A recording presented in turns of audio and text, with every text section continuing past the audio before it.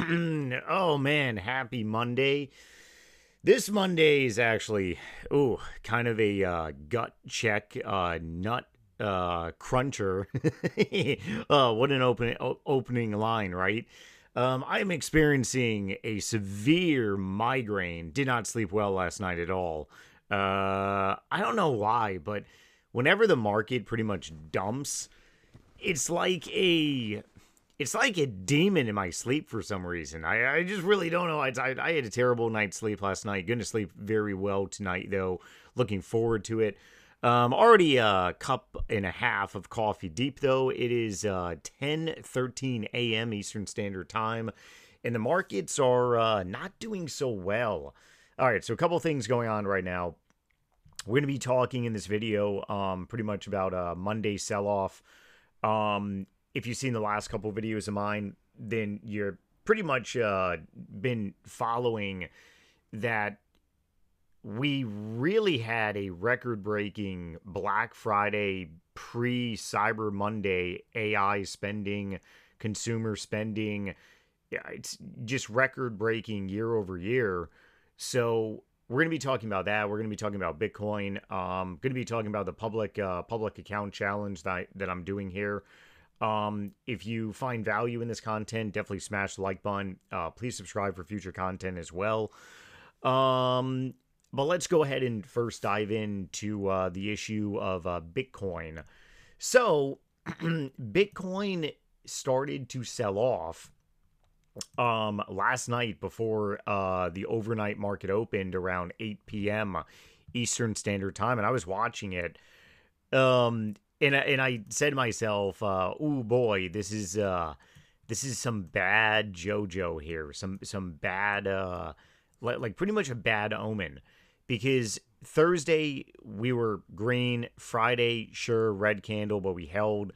Saturday we held, Sunday we dropped a little bit, but we still held, and then just last night Bitcoin just completely dropped. So why is this pretty much happening in Bitcoin? Couple reasons here. It has to do a lot with Japan. Oh yes. Oh, the Japanese. All jokes aside, Japan is actually a very strong ally of the US, even though we once were mortal enemies during World War II. But when you go from being mortal enemies to pretty much best friends, great things happen. So pretty much Japan is looks like they're going to be in a rate hike cycle. Pretty much the opposite of what is going on here in America, with the Federal Reserve pretty much cutting interest rates along with the rest of the world. Last August, we had a buy the dip opportunity like you can never imagine. The Japan carry trade completely set the U.S. markets in a free fall. I was buying SoFi shares in the $6 range. Crazy. Palantir, it just every stock was down 15, 20, 30% in one day.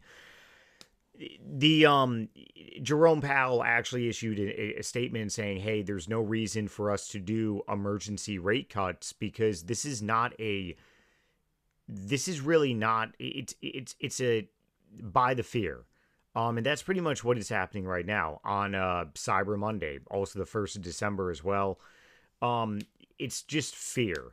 It's essentially fear in the market, fear of how stuff is going to be reacting. Yes, obviously there are a lot of loans at stake that U.S. Hedge funds have actually taken loans from Japan because they had enormously low interest rates a couple years ago when we were in a rate hike cycle. So for anyone that doesn't know, to really sum this up, a couple years ago, here in America, we started to raise interest rates to battle inflation. However, Japan was in the opposite boat. They were like, their interest rates were like nothing. Now it's reversed. Now Japan needs to hike interest rates, and for anyone that's taking out a loan in Japan, or if you want to take out a future loan, you're going to be paying a higher price. So that's sending Bitcoin down tremendously. sending the stock market just pretty much red. But we haven't sold off to the point of where we are at from Friday, pretty much rally. Once again, it's fear. That's all it is essentially going on here. It's utterly fear.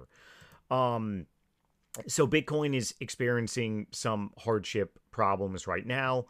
As for the public account here, anyone that hasn't been following me, doing a public account challenge, basically taking this account roughly about 30,000, although with SoFi gains, because I was buying SoFi on this account back on Liberation Day, basically pretty much 34 grand, but looking to grow this profile, smart investing, very educated trading to six figures, over 100 grand in the course of 12 to 18 months. Very possible, very feasible challenge. Not my first time doing this on a account, going from anywhere between 20, 30 to six figures. You just gotta pretty much buy the dip of great, phenomenal companies. And when everyone else doesn't want to buy stocks in the stock market, that's when you buy stocks. When everyone else is celebrating and everything is going to all-time highs, you slowly chip away at your position. Last summer, I was loading the boat. Very, very, very cash deployed, very cash light. Started as soon as the election kicked off and Donald Trump was announced the winner. The stock market rallied beyond all-time highs, and I started selling some stock. Sold really too early, but then again, a lot of my positions I were up by 100%. Tesla, phenomenal, made a lot of money. Palantir, Nvidia. So profits are profits, and you're never going to buy the bottom. You're never going to sell the top. I was cashing out a lot of positions around January. Could have probably held some of them until February, and then March and April, all hell broke loose. Started to deploy buying stocks again. Liberation Day, sold relatively way too early. Was selling at the end of June and beginning of July. Probably should have started selling around August, September. But once again, profits are profits. This profile here, I actually did open a new position today. It's really no surpriser if you saw my previous video. Adobe. So I am now a Adobe shareholder for the first time. Ended up picking up 8 shares here at $2,500 and some change. I am, my main profile is Robinhood. I'm not a fan how Webull is. Webull is phenomenal to day trade. Used to be really big into day trading, but now I just primarily go more so into growth. But I mean, hey, if we go into a really bad recession, probably going to be more so cash heavy. And sure, I'll probably pick up some day trades to increase cash supply. But one thing I do like here, and it really depends. Like my Webull account on my other laptops are completely different. I don't know why. But Adobe position on here, 8%. I'm okay actually pushing this to probably maybe a 12, maybe even a 15% position on here. So yeah, I definitely have some cash on this account to deploy. $4,400. I would like to keep probably around 5% cash free, just in case we do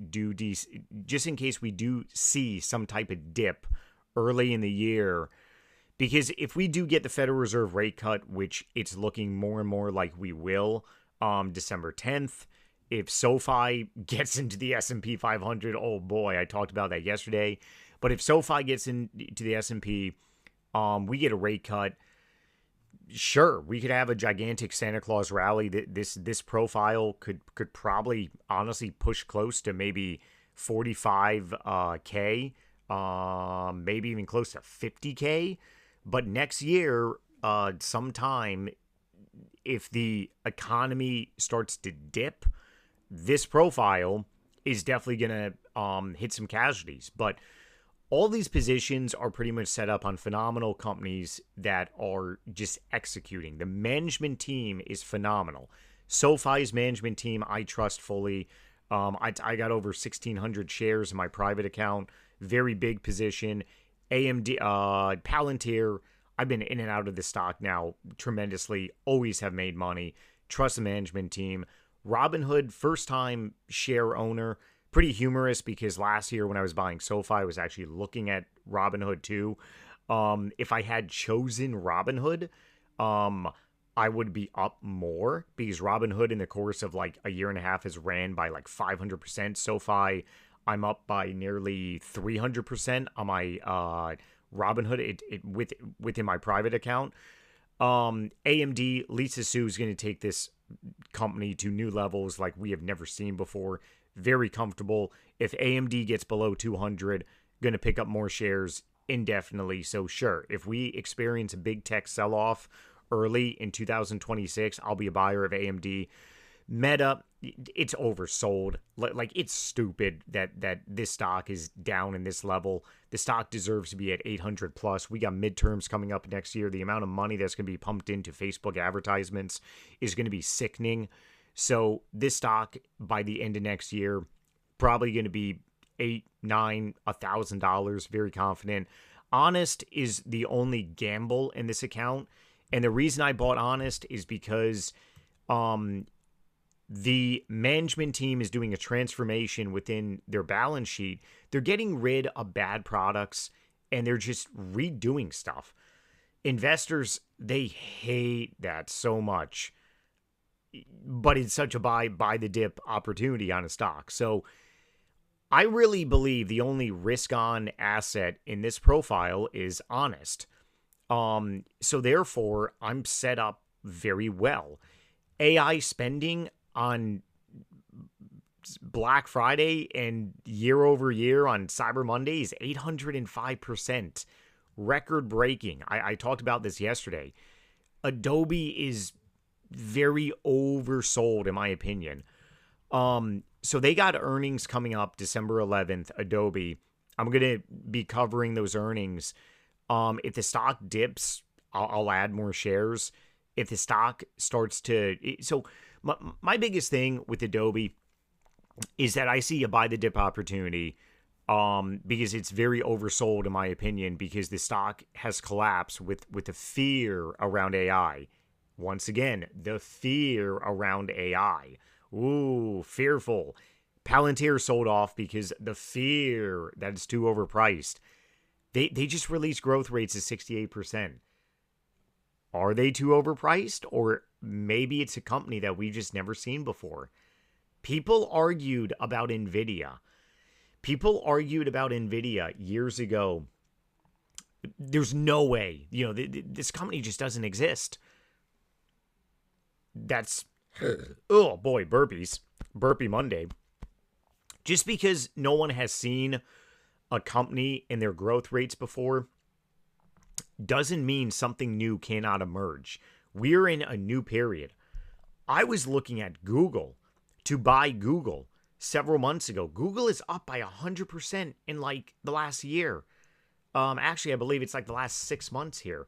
I got to pull up Google. Briefly talk about Google. I was looking at getting into Google. And I was talking about Google with a friend of mine several months ago. The stock is ripping. And Google is multi-trillions. So people, they underestimate big cap companies of doubling up. Now, once again, AMD, not AMD. I'm going to make the mistake. I know I am. Adobe. Adobe is not AMD, but I'm going to keep calling it AMD. Adobe can double up, in my opinion, over the course of maybe a year, if the fear of AI goes away and we go like completely insane bullish like 2021, the Federal Reserve is doing a flip. They are increasing their balance sheet, so they're going to be printing more money. We could see companies like Adobe take off like crazy. And if Adobe after earnings, hypothetically, let's say Adobe goes up by 30% after earnings, hypothetically, I'm probably going to sell nearly 50 to maybe 60% of my Adobe shares. Why would I do that? The reason being is because I do not see Adobe producing me a 4 to 5x return on my money. What stock do I see producing me at a 4 to 5x return? AMD. So therefore, I will take my profits from Adobe and I'll put them into AMD. SoFi, I'm really done buying on this account unless we break below certain levels. I added shares for the first time over 6-7 months on this account because SoFi broke $25. If SoFi breaks $25 again, maybe I'll add some more on this account. My other account with a average of $7.41, I'm not adding shares. If we break below 20 or 18 bucks of SoFi, oh yeah, that's a big opportunity. But AMD, if Lisa Su, who I trust, I've listened to their conference calls, not to mention she was at the big tech dinner with President Trump when you had Jensen from NVIDIA, you had Bill Gates, you had Mark Zuckerberg, you had various other, you had Google CEO, you had all the Mag 6, minus Elon Musk, which is kind of humorous. A lot of people said, why is AMD's CEO there? AMD is only like a $350 billion market cap. AMD can take a lot of market cap. AMD can take a lot of space. We do not need AMD to take over NVIDIA. That's stupid. We just need AMD to soak up market share. Can AMD go from 350 billion to 1.5 trillion? Yeah, that is very possible in the course of 3-5 years. So by me taking profits from Adobe, if this stock does recover, and if this stock does recover honestly to the point of where it really just started just collapsing around the fear. You know, I use Adobe. All my relatives use Adobe. I was talking to multiple friends, and they're like, we all use Adobe. So you want to talk about 1 year ago, the stock is down by 70%. I can see why long-term investors are pissed. And then even you go ahead and say, hey, you know, we bottomed around January a little bit, created a bottom before we sold off once again. You're talking 40%. So if this stock in 3-4 months can get up by 30-40%, sure, I'll be cashing out profits, and I'll be, honestly, it really depends what price range AMD is in. But I mean, if AMD is going to be stagnant around like these levels, it's a big buy. And that's my personal opinion.